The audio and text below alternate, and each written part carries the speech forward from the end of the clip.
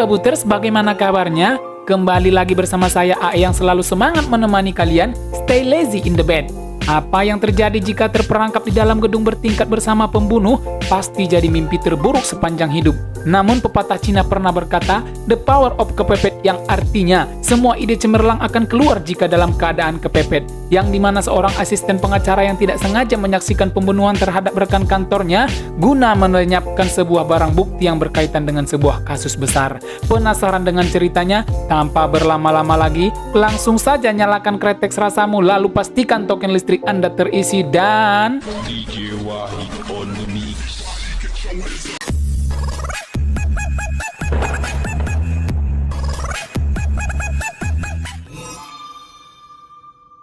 Yeah, but without him, the whole case is a bust.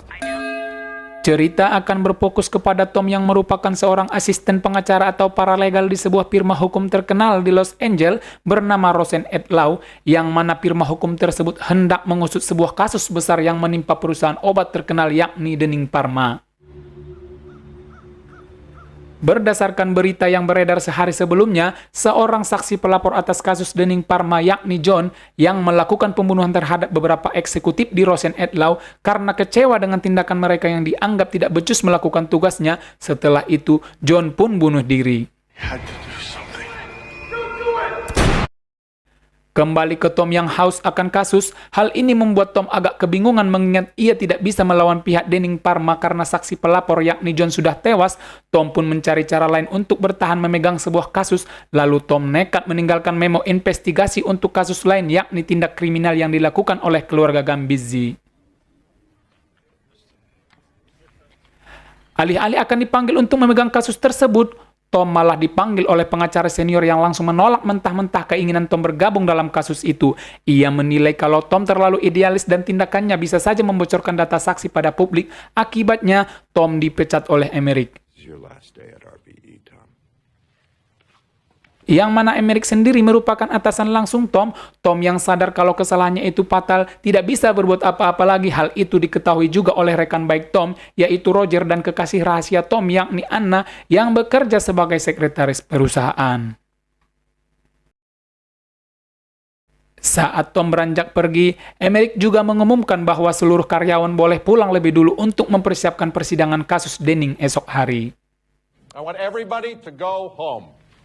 Ini membuat firma hukum itu sepi mendadak. Tom dan Roger pun pulang, namun saat ada di lorong lift, Roger kembali lagi ke kantor karena ada barang yang tertinggal. Tom akhirnya pamit untuk pulang duluan. Begitu turun dari lift, seorang pria masuk di lantai 7 dan ikut turun ke lobi. Namun Tom menaruh curiga pada pria ini karena saat ia keluar, koper yang ia jingjing ditaruh di lantai dan diambil oleh orang lain. Tom akhirnya mengikuti pria lain yang mengambil koper tersebut. Pria itu naik ke lantai 3-4. Tom lantas makin penasaran karena lantai 3-4 itu merupakan kantor firma hukum RBS.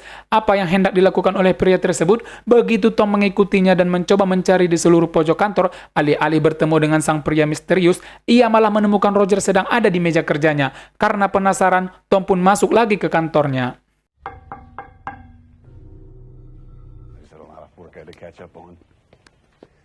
Saat ditanya alasan kenapa Roger masih ada di mejanya, pria tersebut mengatakan bahwa ada kerjaan yang mendadak yang harus ia selesaikan. Tidak puas dengan jawaban Roger, Tom menaruh ponselnya diam-diam untuk merekam aksi Roger. Setelah itu Tom pergi melanjutkan pencarian si pria misterius tersebut.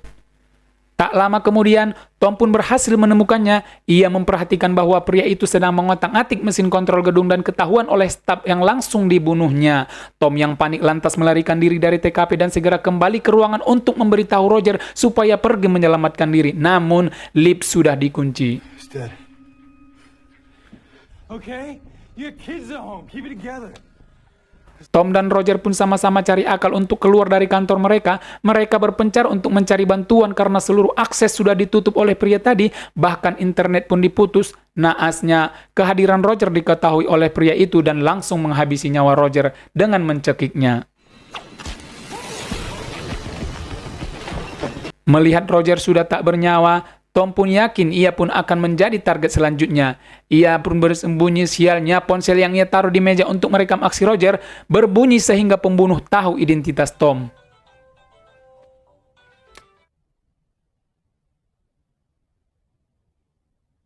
Aksi kejar-kejaran pun berlangsung. Tom lantas melihat bahwa Emerick dan seorang wanita masih ada di ruangan.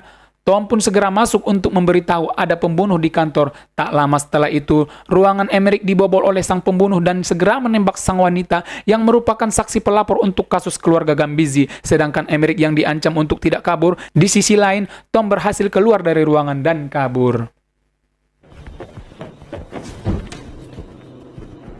Tom pun berusaha mencari cara untuk mendapatkan perhatian dari luar gedung agar polisi setidaknya datang ke kantor. Sayangnya, semua cara yang dilakukan oleh Tom selalu saja berhasil digagalkan oleh sang pembunuh.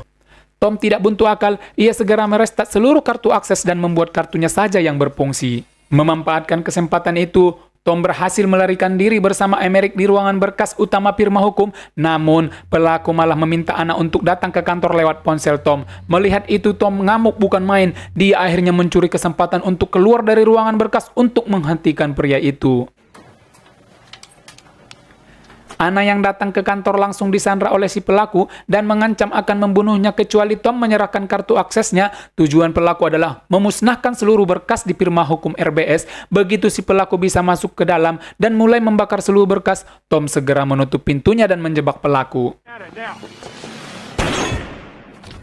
Ternyata kartu akses sudah dirubah oleh Tom menggunakan kartu akses milik Roger yang sudah tidak berfungsi. Namun rasa iba masih ada dalam diri Tom. Saat pelaku pingsan, ia segera masuk dan memadamkan apinya. Begitu membalikkan badan, sang pelaku malah menyerang Tom namun berhasil ditembak oleh Emerick.